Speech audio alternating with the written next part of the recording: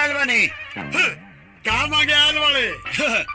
पहले ही बताओ जो मांगे तो दे देबो। अरे पहले तू ये बताओ कि क्या मांगे आयल वाले रे?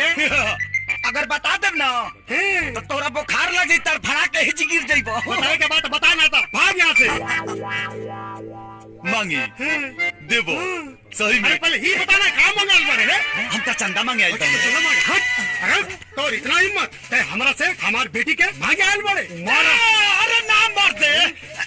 हम तो दुर्गा पूजा के चंदा मांगे आयल बनी।